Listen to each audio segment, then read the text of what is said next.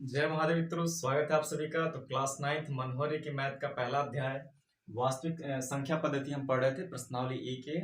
उसमें हमने आपको 9 सवालों तक सॉल्व करवा दिया था।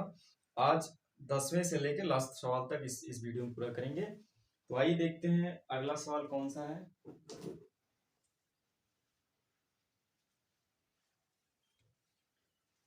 9 सवाल तक हो गया था। 10वां है कि संख्या रेखा पर 5 और 7 का योग लिखिए। 10वां सवाल है संख्या रेखा पर 5 और 7 का योग लिखिए। तो आप क्या करेंगे, 5 और 7 का योग। तो हम लिखेंगे यहां संख्या रेखा पर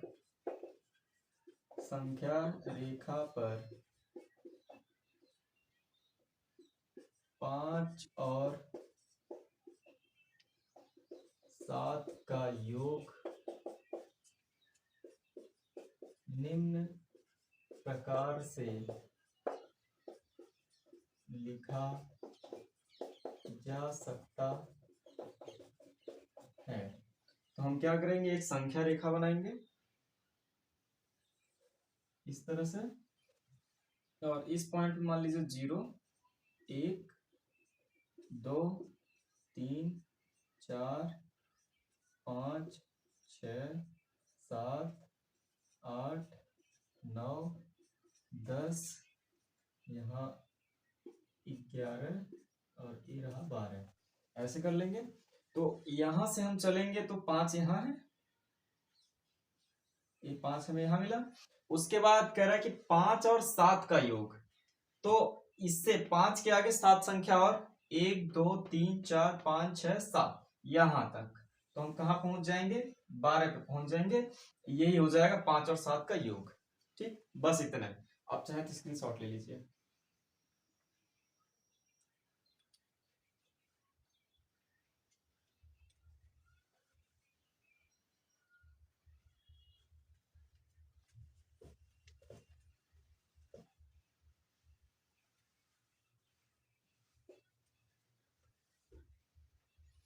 अगला प्रश्न है निम्नलिखित 11 नंबर है।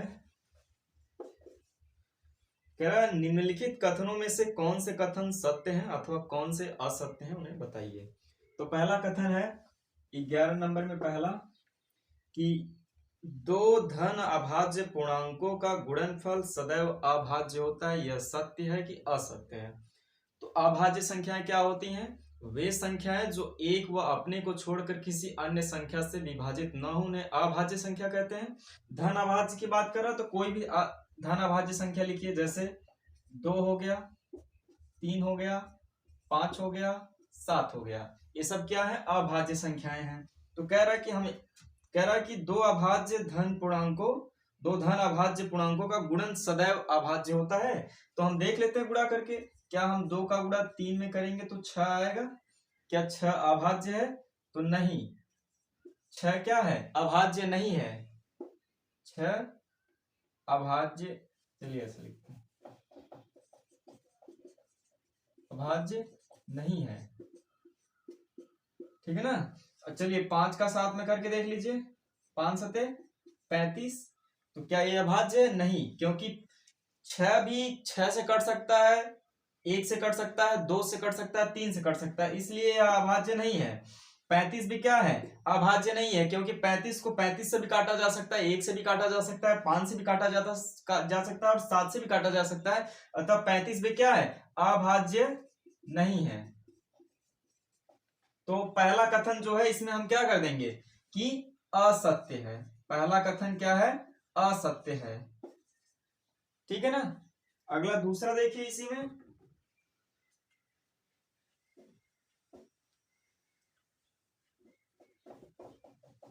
दूसरा कथन कह रहा दो धन अभाज्य पूर्णांकों का योग सदैव अभाज्य होता है। एक बार तो कहा कि गुणा करने पर क्या अभाज्य आता, तो नहीं, गुणा करने पर सदैव अभाज्य नहीं होता। तो अब हम करते हैं कि क्या दो धन अभाज्य पूर्णांकों का योग सदैव अभाज्य होता है। तो देख लीजिए 2, 3, 5, 7, 11, 13, ये सब क्या है, अभाज्य संख्याएं हैं। ये क्या है, अभाज्य संख्याएं हैं। अभाज्य संख्याएं हैं। तो देखिए क्या इनका योग भी अभाज्य आता है। अगर आप 2 में 3 को जोड़ेंगे तो 5 आएगा। 5 एक अभाज्य संख्या है। चलिए 3 और 5 को जोड़ेंगे तो क्या आएगा, 8 आएगा। ये अभाज्य है, यहां लिख देते हैं अभाज्य है। लेकिन यह क्या है, ये अभाज्य नहीं है, अभाज्य नहीं है। 8 को 2 से भी तोड़ा जा सकता है, 4 से भी तोड़ा जा सकता है, 8 से भी तोड़ा जा सकता है, 1 से भी तोड़ा जा सकता है। तो क्या 8 क्या अभाज्य नहीं है। और अगला देखिए, चलिए 5 में 7 को जोड़ के देख लीजिए। 7 5 क्या हो जाएगा, 12 आ जाएगा। 12 भी क्या है, अभाज्य नहीं है। तो इसमें दूसरे वाले कथन में कहा है कि 2 धन अभाज्य पूर्णांकों का योग सदैव अभाज्य होता, तो नहीं, सदैव अभाज्य नहीं होता है। हमने आपको सॉल्व करके एग्जांपल लेके बता दिया। तो ये भी क्या है, असत्य कथन है, असत्य कथन है, ऐसे लिख दीजिए, ठीक है ना। लास्ट है इसमें तीसरा, कह रहा यदि a और b कोई 2 ऋण पूर्णांक हैं तब a प्लस बी सदैव ऋण पूर्णांक होगा। हाँ होगा। जैसे चलिए हम ऋण पूर्णांक लिखते हैं। पहले आपको पता होना चाहिए पूर्णांक क्या है। पूर्णांक उन संख्याओं को कहते हैं जिसमें धनात्मक संख्या, ऋणात्मक संख्या और जीरो, ये तीनों संख्याएं शामिल होती हैं। तो उन्हें इन सभी संख्याओं क्या कहते हैं, पूर्णांक कहते हैं। जैसे मान लीजिए कोई संख्या अगर माइनस में है, जीरो है, प्लस में है, तब भी ये पूरा क्या कहलाएगा, ये पूरा कहलाएगा पूर्णांक संख्या, पूर्णांक संख्या, ठीक है ना। ये पूरी ये संख्या क्या कहलाएगी, पूर्णांक संख्या कहलाएगी। जो संख्या प्लस में है उन्हें धन पूर्णांक, जो प्लस में है उन्हें क्या कहा जाएगा, उन्हें धन पूर्णांक कहा जाएगा। और जो माइनस में है इन्हें क्या कहा जाएगा, इन्हें ऋण पूर्णांक कहा जाएगा, ऋण पूर्णांक। तो तीसरा वाला जो कथन है, तीसरा कथन हम यही लिख दे रहे हैं। तीसरा कथन कह रहा है इसमें कि यदि a और b कोई 2 ऋण पूर्णांक है तब a प्लस बी भी सदैव ऋण पूर्णांक होगा। हाँ होगा। देखिए जैसे मान लीजिए ऋण पूर्णांक में आपने -2, -3 और -2 को जोड़ दिया, -3 और -2 को जोड़ देंगे तो क्या आएगा, ये माइनस आके इसमें गुणा करेगा तो क्या हो जाएगा, -3 और -2 जुड़ेगा तो क्या आ जाएगा, -5 आ जाएगा। तो -5 भी क्या है, ऋण पूर्णांक है, ऋण पूर्णांक है, ठीक है ना। तो तीसरा वाला कथन क्या है, तीसरा वाला कथन सत्य है। तीसरा वाले कथन को क्या लिख देंगे कि सत्य कथन है, ठीक है ना। आप चाहे तो स्क्रीनशॉट ले लीजिए।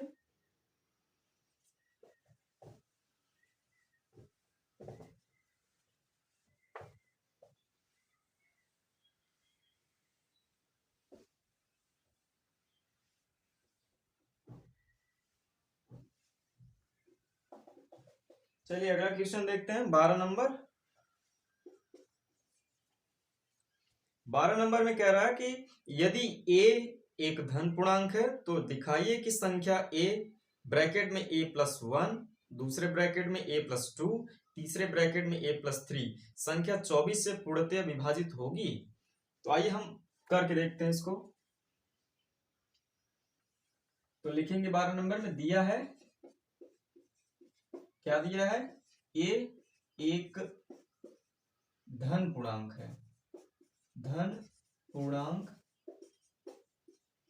है। और हमें क्या दिया है कि a+1, a+2, a+3 क्या 24 से पूर्णतः विभाजित होगा। तो चलिए हम कोई धन पूर्णांक रख के देख लेते हैं। चलिए धन पूर्णांक क्या होता है, तो पूर्णांकों में जो प्लस में होते हैं उन्हें धन पूर्णांक कहा जाता है, जो माइनस में होते हैं उन्हें ऋण पूर्णांक कहा जाता है। तो धन पूर्णांक आप देख लीजिए यहाँ कि धन पूर्णांक क्या होता है, धन पूर्णांक संख्याएं क्या होंगी, जैसे 1 भी धन पूर्णांक है, 2, 3, 4 डैश डैश डैश सब संख्याएं क्या है, धन पूर्णांक है, ठीक है ना।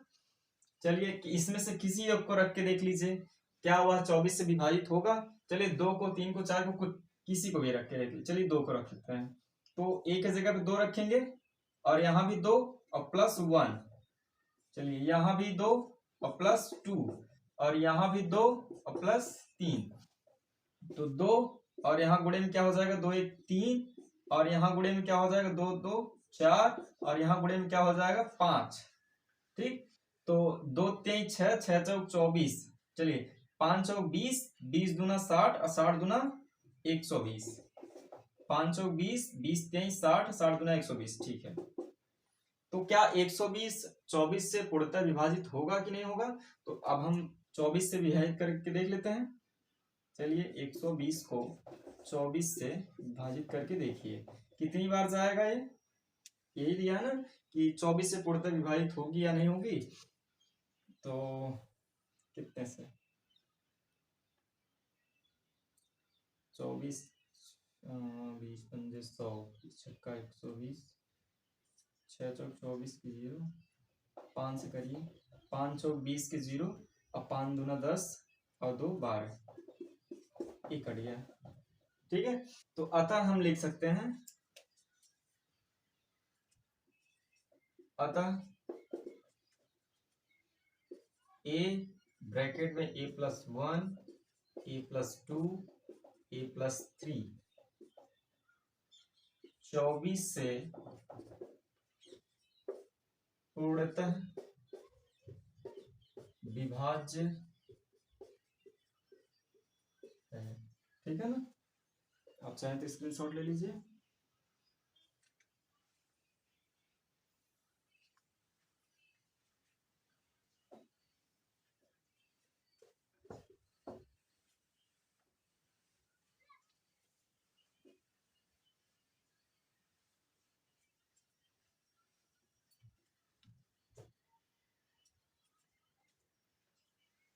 अगला क्वेश्चन देखते हैं 13 नंबर। 13 नंबर प्रश्न में कह रहा है, यदि a एक सम धन पूर्णांक है और b एक विषम धन पूर्णांक है, तो बताइए कि निम्नलिखित संख्याओं में से कौन सी संख्या सम होगी अथवा विषम होगी। चलिए उससे पहले हम समझते हैं कि सम संख्या का सम में गुणा करेंगे तो क्या आएगा, विषम का विषम में करेंगे तो क्या आएगा। चलिए सम संख्या का गुणा सम संख्या में करते हैं तो क्या आना चाहिए, जब भी आएगा, जैसे मान लीजिए 2 क्या है, सम संख्या है, 2 का गुणा 2 में करेंगे तो क्या आएगा, 4 आएगा, एक सम संख्या है। चलिए 6 का करके देख लेते हैं, 6 का गुणा 6 में करेंगे 36 आएगा, ये भी सम संख्या है। तो इस तरह से हम समझते हैं कि सम संख्या का गुणा सम संख्या में करेंगे तो क्या आएगा, हमेशा सम संख्या ही आएगा। ठीक है ना, सम संख्या ही आएगा। आगे चलिए, तो पहला हो गया। आगे अगर हम सम संख्या गुणे विषम संख्या कर दें तब क्या आएगा, आगे देखिए प्रयोग करके देख लेते हैं। 2 का गुणा 3 में, 2 सम है 3 विषम है, गुणा करेंगे 6 आएगा, एक क्या आएगा, सम संख्या आएगा। चलिए 4 है सम संख्या, और चलिए 7 कर लेते हैं विषम संख्या, 4 सते 28, क्या आया, एक सम संख्या आया। तो सम संख्या का विषम संख्या में अगर गुणा करेंगे तब भी क्या आएगा, सम संख्या ही आएगा, सम संख्या। ठीक है ना, इन दोनों का गुणा करेंगे तब भी एक सम संख्या ही आएगा। आगे देखिए, और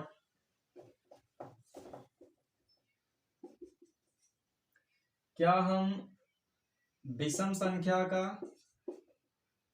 विषम और गुणे विषम संख्या कर दें तब क्या आएगा, चलिए देख लेते हैं करके। 3 का गुणा 3 में करेंगे तो 9 आएगा, एक विषम संख्या है। चलिए ठीक है, 3 का गुणा अगर 7 में करें, 7 भी एक विषम संख्या, तो 7 तरीके 21, एक विषम संख्या आया। तो इस तरह से विषम संख्या का अगर विषम संख्या में गुणा करेंगे तो क्या आएगा, एक विषम संख्या ही आएगा। ठीक है ना, आइए और देखते हैं। सम संख्या और प्लस कर दे विषम संख्या तब क्या आएगा, मान लीजिए 2 एक सम संख्या है और 5 एक विषम संख्या, जोड़ेंगे तो क्या आएगा, 7 आएगा, एक विषम संख्या आएगा। चलिए कोई और एग्जांपल लेते हैं। 8 एक सम संख्या है, चलिए 13 एक विषम संख्या है, तो क्या आया, 21 आया। तो ये क्या आया, विषम संख्या आ गया। इस तरह से सम संख्या को अगर विषम संख्या में जोड़ेंगे तो जो हमें प्राप्त होगा वो क्या होगा, विषम संख्या प्राप्त होगा। ठीक है ना। ठीक, आप चाहें तो इसका एक बार स्क्रीनशॉट ले लीजिए, फिर उसके बाद सवालों को हम हल करता है।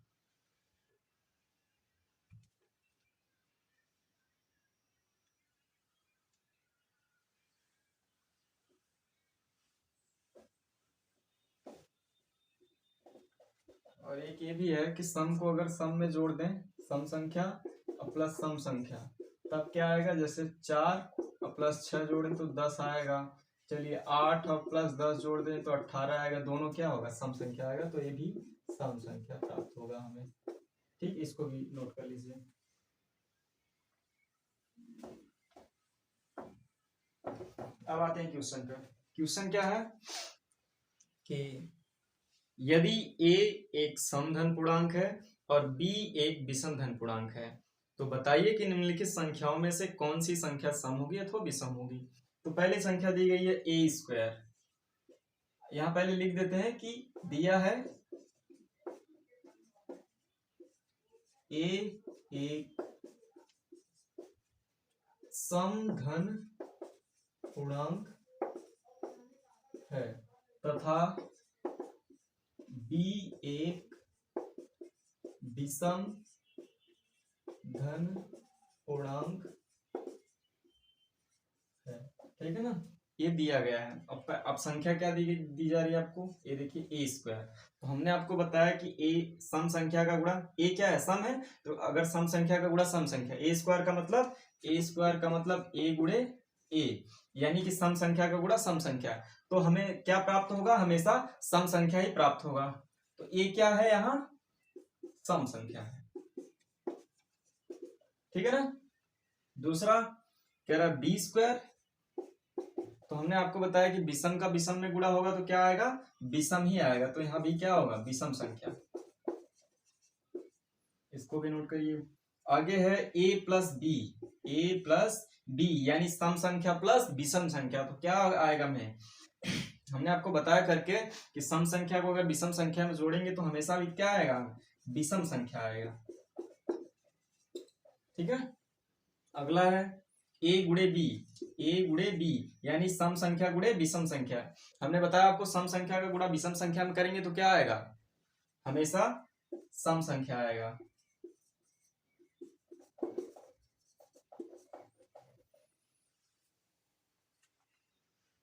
अगला है a ब्रैकेट में a प्लस 1 यानी कि सम संख्या, a सम संख्या है और a में अगर एक जोड़ दें, यानी सम संख्या में एक जोड़ देंगे तो विषम संख्या हो जाएगा।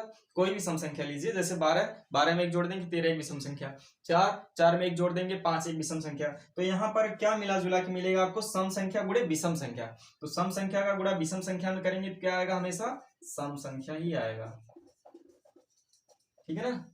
आगे देखिए b गुणे बी, b ब्रैकेट में b प्लस 1 यानी कि विषम संख्या। और विषम संख्या में जब आप एक जोड़ देंगे, कोई भी विषम संख्या, मान लीजिए 13 या चलिए 21 में एक जोड़ेंगे तो सम संख्या हो जाएगा।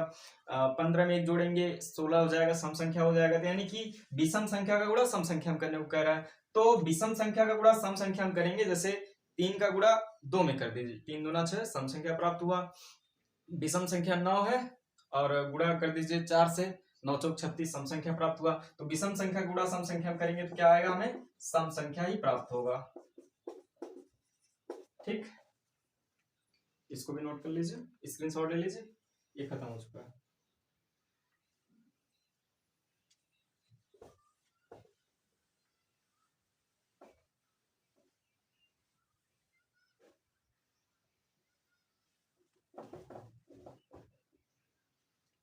चौदह नंबर क्वेश्चन कह रहा है कि धन पूर्णांक के किन गुणधर्मों के अंतर्गत निम्नलिखित कथन सत्य हैं। तो पहला कथन 14 का ए 3 गुणे 8 प्लस 7 बराबर 3 गुणे 8 प्लस 3 गुणे 7। ये कह रहा है। और पूछ रहा है कि धन पूर्णांक के किन गुणधर्मों के अंतर्गत यह कथन सत्य होगा। हमने आपको कहा था कि कोई भी प्रश्नावली हल करने से पहले उसके पहले जो दिया रहता है उदाहरण या और भी जो चीजें लिखी रहती हैं उसको पढ़िए, तभी आप उन चीजों को समझ पाएंगे। तो अगर आप पढ़ेंगे तो आपको ध्यान होगा कि इस तरह का जो था उसमें क्या था कि वितरण या बंटन नियम के हिसाब से अगर किसी एक संख्या का किन्हीं दो संख्याओं के योग में अगर गुणा किया जाता है तो इस तरह की स्थिति हमें प्राप्त होती है। तो ये किस गुणधर्म के आधार पर सत्य होगा? तो वितरण या बंटन नियम के आधार पर सत्य होगा। ठीक है ना, ये हुआ। अगला दिया है इसी में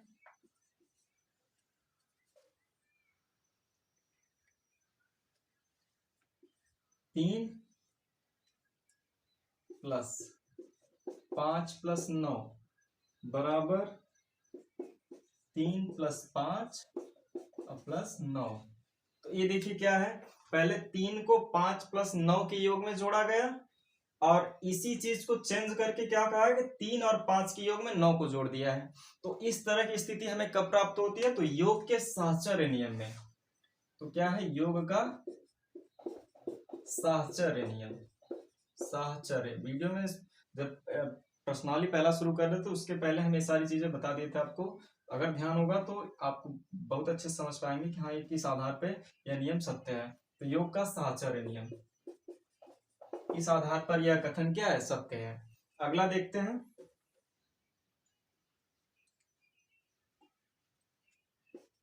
सी क्या कर रहा है कि 3 × 2 = 2 × 3। यह किस नियम पर है? तो गुणा का वितरण नियम, क्रम विनिमय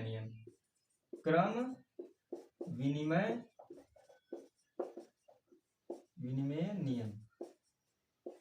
इसमें देखिए क्या किया गया है, गुणा में बस खाली क्रम बदल दिया गया है। 3 यहाँ पहले था, अब 3 को बाद में कर दिया गया, तो उनका बस क्रम बदल दिया गया। योग दोनों का बराबर ही आएगा, मतलब गुणनफल दोनों का परिणाम बराबर ही आएगा। तो यह नियम क्रम विनिमय नियम है। ठीक है, लास्ट है इसी में डी। 3 × 5 बराबर a × 5, तो a बराबर 3। कह रहा है कि अगर इस तरह की स्थिति है 3 × 5 बराबर a × 5, तो a बराबर हमें 3 प्राप्त होता है। कैसे प्राप्त होता है? तो इस तरह का देखिए, इस तरह का अगर मान लीजिए समीकरण दिया तो 5 5 से कैंसिल होगा, a बराबर 3 मिल जाएगा इस तरह से। तो हम यहाँ पर कौन सा नियम लागू होता है? तो निरसन नियम या कैंसिलेशन मेथड। कैंसिलेशन मेथड का मतलब 5 को 5 से काट देंगे, a बराबर 3 मिल जाएगा। अतः कौन सा नियम है यहाँ? निरसन नियम। निरसन नियम या कैंसिलेशन नियम कह सकते हैं इसको। ठीक है, तो आप चाहें तो स्क्रीनशॉट लीजिए और लास्ट क्वेश्चन को हम देखें।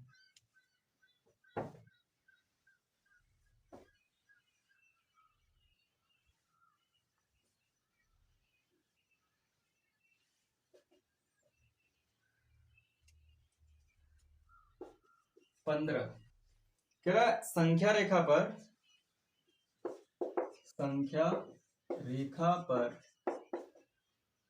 -5 -2 -5 -2 0 1 2 5 को दर्शाइए।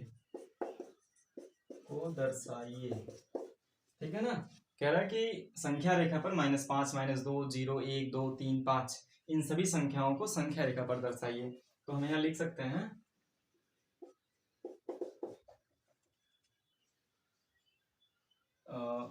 संख्या रेखा पर से लिखेंगे संख्या रेखा पर -5, -2 0 1 2 5 को निम्न प्रकार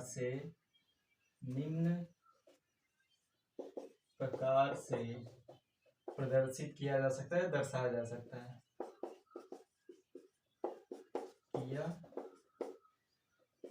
जा सकता है। ठीक है,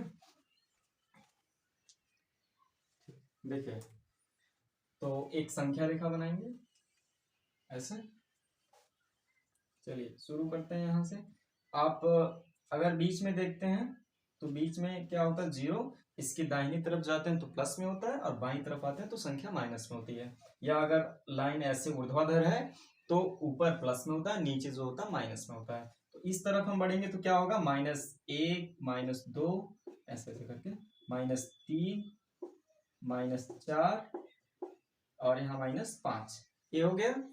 आगे देखिए, इस तरफ बढ़ेंगे तो +1 +2 +3 +4 +5 +6, इस तरह से। ठीक है ना। तो ये संख्या रेखा पर क्या क्या हो गया, तो इन संख्याओं को हम एक बिंदु के रूप में दिखा देते हैं। क्या है, -5 0 ये है। चलिए ऐसे करेंगे, यहां तक ले लीजिए। अब देखिए कौन कौन सी संख्या में दर्शानी है -5, तो यहाँ पर a लिख दीजिए, और -2 तो यहाँ पर b लिख दीजिए, 0 तो यहाँ पर c लिख दीजिए, 1 d, 2 के लिए चलिए e, और 5 के लिए f। ये हो गया संख्याओं को दर्शाना। ठीक है ना। तो इन संख्याओं को हमने इस तरह से दर्शा दिया। आप चाहें तो स्क्रीनशॉट ले लीजिए। यह प्रश्नावली ए के पूरा समाप्त हो चुका है। आशा करते हैं आपको बहुत अच्छे समझ में आया होगा। तो अगले अभ्यास को बहुत और आसानी से सीखने के लिए हमारे साथ जुड़े रहिए, और अगर पसंद आया हो तो कमेंट करके ज़रूर बताइए, और आपका कोई सुझाव हो तो भी बताइए। और ऐसे ही और जानकारियों को सीखने के लिए, जानने के लिए हमारे साथ जुड़े रहिए। और यहाँ तक देखने के लिए आपका बहुत धन्यवाद।